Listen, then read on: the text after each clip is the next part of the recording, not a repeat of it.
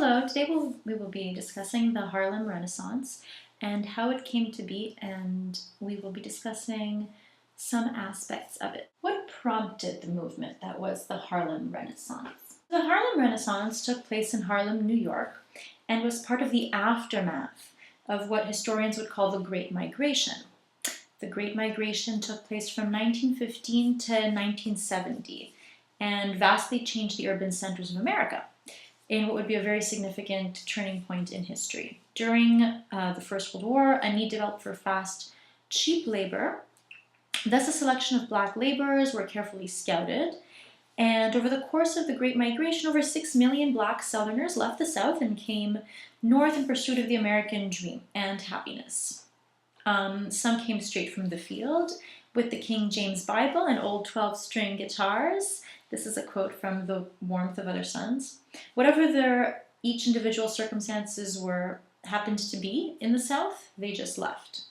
It is relatively unclear what the catalyst was for the Great Migration. While it is fairly obvious that World War I made the North open its door to the blacks in the South, there is also a looming presence of Southern hostility pushing them out. In the South, the violent and segregated laws of Jim Crow were meticulously enforced and leaving absolutely no room for change or freedom. By 1841, the whites had officially readopted their racist caste system in the South. Not only did that signify an end to black rights, but the introduction of lynching became a fearsome presence in the lives of all black Southerners. When you say Jim Crow, what does that mean exactly? Jim Crow laws refer to a set of orders created to keep racism alive. And although the name Jim Crow doesn't refer to an actual historical figure, it originated as a racist skit that was performed in vaudeville theater. It gained popularity with white supremacists at the time, who ended up adopting the name to define the segregation laws that they instilled. They were designed to unjustly punish black Southerners for almost anything and keep them within a racist caste system in the South. How did the Harlem Renaissance happen given all these discouraging circumstances? So the migration brought with it the southern influence of food, music, dance, fashion, any other cultural element we can imagine. The migrants from the South brought with them the blues, which led to an entire new genres of music like jazz, rock, and hip-hop. And although initially met with hostility, the migrants' relentless pursuit of the American dream was what made it possible for them. They created this dream foremost because they believed in it, a blind faith, one might even say. So by the 1940s, Harlem had become a respectable and estimable capital of black life, a cultural epicenter, and it peaked with the Harlem Renaissance. Eventually, black identity became celebrated. And there was such a tremendous flow of black migrants that white America became exposed to many elements of black culture, and many wonderful black artists that we know today would not have been widely known and appreciated had their ancestors not taken a chance during that time. All right, so what is the symbolism of this character of John Ballou and the role he plays in the Nella Larsen's novel Passing? So first, to understand the character of John Ballou, let's first analyze the moment we meet him. There's an obvious reminder when we first encounter this character of the Southern whites. The moment he begins to speak and humiliates himself in the eyes of Irene and Gertrude. Of course, this is just the normal way he speaks. He is outwardly racist, loud, almost vicious in his tone, which he expresses in the tone in which he expresses his racist sentiments. The mockery of his wife's race, which he is unaware of, is amplified by the fact that she is, as we know, this cheeky character who takes her passing lightly and takes these huge risks. Initially, this character, John Ballou, is introduced to us as a big joke. From the novel, he goes on to say, "But I declare she's getting darker and darker. I tell her if she don't look out, she'll wake up one of these days, and find she's turned into an error." This line is followed by roaring laughter from John Ballou and Claire, who is passing.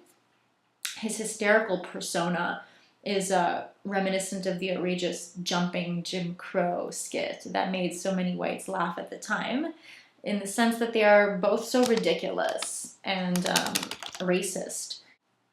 This character gives us an idea of the oppression that was present in Harlem at the time. We may think people had adapted to the presence of colored people, but that is just not the case.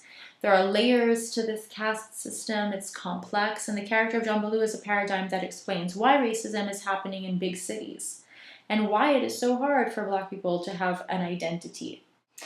What are the layers to this racial caste system? Well, this particular character is especially arrogant, but not just in any kind of sense of the word.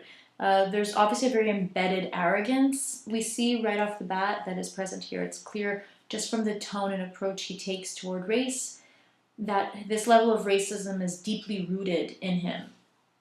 Almost as if he was born with it. It makes you contemplate the origins of racism. Does racism have something to do with the time we live in? Is it taught to us by our ancestors? Is it a way for one group of people to collectively remain in power while another group becomes crushed? Why is it so hard for Black people to cultivate any sense of freedom or identity, no matter where they seem to go? So we see this in the case with Claire and her husband, John Ballou. They've been married for years, and still the impact of him finding out that she is partially colored isn't just taboo, it is deadly. Perfect example. So even in a place like Harlem where progress is taking place, there's still this southern dark cloud over this woman's head that she could be lynched in the metaphorical sense, but basically she could be killed. This is in the end what happens to her. So John Ballou goes on to say, "You got me there, Mrs. Redfield. I don't dislike them, the Negroes. I hate them. They give me the creeps, the black, scrimmy devils." So we know that a single drop of Black blood makes a person Black, but that isn't an apparent notion, right? It's just a belief. Really, to hate someone because of the color of their skin, even if their skin isn't really that color, is something quite monstrous. So even during this encounter, the other woman, Irene, present, she is shaking, she's panicking, and she's barely able to fathom what is happening before her eyes. Her senses become heightened, and she is aware of everything that could possibly go wrong in this situation. I mean, she is afraid for her friend Claire, and she is desperate to conceal her own identity, even though all her life she has lived as an authentic Black woman. In this instance, all that changes. This encounter shows the power struggle between having an identity and fighting to stay alive. This man represents the inherent fear that was carried over from the South. And even though the practices weren't the same in the northern cities, the fear and danger did not leave immediately. In Warmth of Other Suns, there's a quote. And it goes, "The measure of a man's estimate of your strength is the kind of weapons he feels that he must use in order to hold you fast in a prescribed place." With all that said, and knowing this, what does it mean then to have an identity as a Black person? So having an identity as a Black person means fighting to survive. In some instances, hiding quite literally means hiding your skin color if you have the opportunity to pass.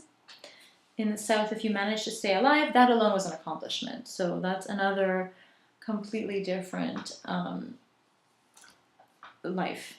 There isn't really a solid basis for individuality. That is still being cultivated. All there is at this point is freedom and individual progress. Identity isn't really happening easily. But during the Harlem Renaissance, we see an expression of Black individuality and freedom. What it really is freedom because we hadn't ever seen it before. And it was only emerging in this movement and this era. Maybe this was so powerful because the Great Migration wasn't initially about individuality. Initially, the Great Migration was about being free, regardless of the outcome. The movement wasn't really about Black individuality, it never was. It's really about Black freedom, because it always was about that, being free and free no matter what. So the Harlem Renaissance celebrates Black freedom because that is what's at the heart of the Great Migration. How does the relationship between Claire and Irene in passing mirror the paradox faced by Black artists of the Harlem Renaissance? Their relationship is very complex and very symbolic of elements that were present in the life of the Black artist during the Harlem Renaissance. It illustrates themes of fear, envy, and danger. Where artistic innovation is concerned, these were all part of a Black artist's reality and Black culture during that time period. So their relationship is riddled with tension. Every interaction, every dialogue is full of symbolism. There's even meaning behind the way Irene looks at Claire, describes her. Even after Claire dies, the aftermath that follows is very ambiguous. What motivated her murder? What motivated such hate toward her? There is an insurmountable need for her death to be explained and analyzed, almost like how we would interpret a piece of art. Sometimes art pieces are mysterious. That's what makes them meaningful and gives them permanence. In this rather complicated relationship between these two women, we can derive a significant component of a Black artist's life. This component is tension. Describe some of their interactions and what could that mean in the story? So the introduction of Claire into Irene's life puts Irene on the spot. Her description of Claire unravels slowly as the story unfolds, almost like a multi-part masterpiece. So there are many facets that make up Irene's overall perception of Claire. She goes on to say, with those dark, almost black eyes and that wide mouth like a scarlet flower against her, the ivory of her skin. So there's an element of admiration and envy. There's also a curious undertone of wanting what Claire has and possessing her almost. Irene saw her smile as being just a shade too provocative for Ware, so she sees her as provocative and taboo. So this is a complex relationship. Besides, Claire always had a having way with her, so Claire has a touch of destiny about her. In terms of a Black artist's life, what could this tension lead to during the Harlem Renaissance? Okay, so the root of this tension is the need to connect and to finally be understood by other people. So in Langston Hughes' poem, Themes for English B, the speaker says, "But I guess I'm what I feel and see and hear. Harlem, I hear you. Hear you, hear me. We two, you, me, talk on this page." So the Black artist wants to get down to the soul of Harlem. The artist is starting from square one by trying to connect to the city first, instead of the city pulling in the artist. This marks tension in the story. There is a need for Black artists to remain accepted, but also this burning desire exists inside them to challenge racial norms and social boundaries. What do Irene's actions show about the challenge of a Black artist during these times? Irene's actions are conflicting. On one hand, she's drawn to Claire's alluring looks and character, and on the other hand, she's very unsure, she's afraid of Claire. So what will the consequences be of having a relationship with this woman? Will she ultimately lose in the pursuit of friendship, excitement, and fun? Or will it all be worth it in the end? Even though Claire is a symbol of freedom in the story, the reality is shattered at the end of the novel when she is murdered. So we can see that Black identity holds a great deal of significance at the time. There's a lot of fear tied in with Black culture and the artistic innovation that was present during the Harlem Renaissance. There are instances when Irene thinks of betraying Claire and throwing her under the bus, rather than dealing with the reality of this woman. When she runs into Claire's husband while she's out with her Black friend and doesn't, a part of her is relieved to think that this might be the end of Claire, since Claire's husband is racist and does not know she's Black.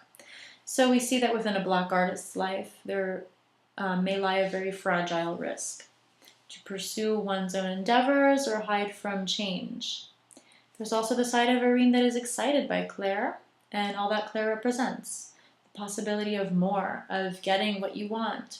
She feels a sense of empowerment around Claire, and that's the better half of her craving freedom and expression.